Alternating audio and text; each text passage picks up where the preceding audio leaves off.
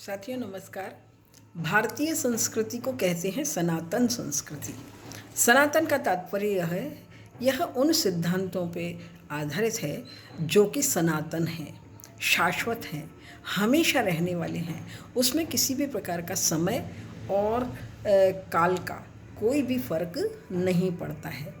जैसे कि हमारे काल का निर्णय कैसे होता है? सूर्य और चंद्रमा से। आप अच्छी तरह से जानते हैं सूर्य हमारे दिन और रात्रि का आधार है। इस प्रकार चंद्रमा हमारी घटती बढ़ती तिथियों का आधार है। रात्रि को जब चंद्रमा निकलता है तो उसकी जो कलाएं हैं उनमें प्रतिदिन परिवर्तन आता है। जब अमावस्या की तिथि होती है तो अमावस्या के दिन चंद्रमा दिखाई नहीं देता, क्योंकि उसका पूर्ण प्रभाव सूर्य की तरफ होता है। तो सूर्य और चंद्रमा के मिलने का समय वह अमावस्या कहलाती है।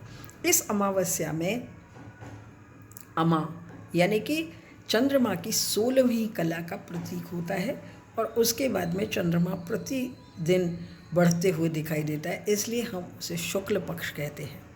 शुक्ल पक्ष का तात्पर्य है कि जब चंद्रमा की शुक्लता यानी कि सफ़ेदी चमक तेजी से बढ़ेगी, उसको शुक्ल पक्ष कहते हैं।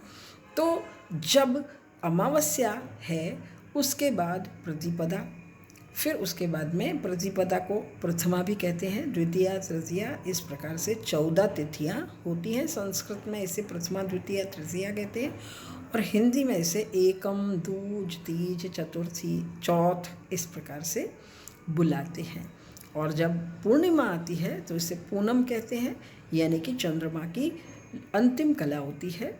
और उसके बाद में चंद्रमा जो है वो धीरे धीरे क्षय की ओर बढ़ता है, कमी आती है उसकी कलाओं में और उसके प्रकाश में, उसके आकार में कमी आती है। इस प्रकार से हम धीरे धीरे उसे कृष्ण पक्ष कहते हैं, क्योंकि चंद्रमा अपनी रोशनी से कृष्ण पक्ष की तरफ जाता है।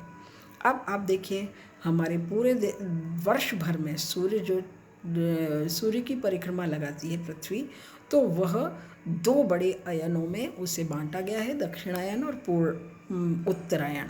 यानी कि जब सूर्य पूर्व में उगता है, लेकिन धीरे धीरे पृथ्वी की 33 डिग्री झुकाव और परिक्रमा के कारण वह धीरे धीरे उत्तर की तरफ चला जाता है और कभी कभी वह सर्दी के समय में दक्षिण की तरफ जाता है। दक्षिण में जब पौष का मास होता है और उसके चरम सीमा पे सूर्य जो है वो अत्यधिक दक्षिण में चला जाता है, उसके बाद में जिस दिन से यानी कि उत्तरायण की तरफ जाने लगेगा, उत्तर दिशा की तरफ जाने लगेगा, उसे उत्तरायण कहते हैं।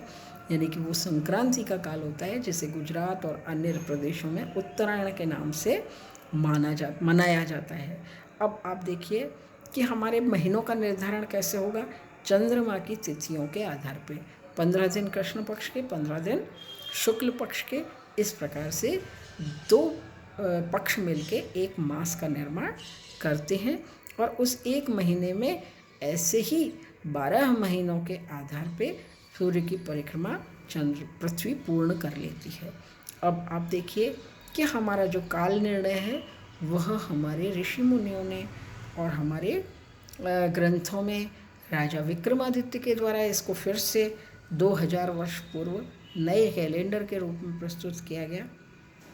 इस तरह से यह देखिए हमारे सारे त्योहारों का, हमारे ज्वार भाटे का, हमारे दिन और रात का, हमारी तिथियों का, इसका सभी का निर्धारण इस चंद्रमा के कैलेंडर के आधार पे होता है, क्योंकि यह प्रत्यक्ष दिखाई देने वाला है, कभी भी समाप्त होने वाला नहीं है, सनातन है।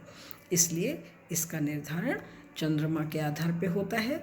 इसी के आधार पे हमारे सारे त्योहार बनते हैं, उसी के आधार पे हमारा खान पान निर्धारित होता है, इसी से हमारी संस्कृति का निर्माण हुआ है।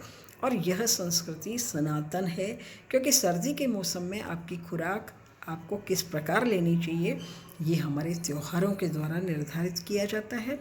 और इसी के माध्यम से हमारा स्वास्थ्य, हमारा चरित्र, हमारा चिंतन, हमारी सोच और हमारा समस्त व्यवहार प्रभावित होता है। इसलिए कहा गया है कि संस्कृति, हमारी भारतीय संस्कृति सनातन है और हमेशा बनी रहेगी। धन्यवाद।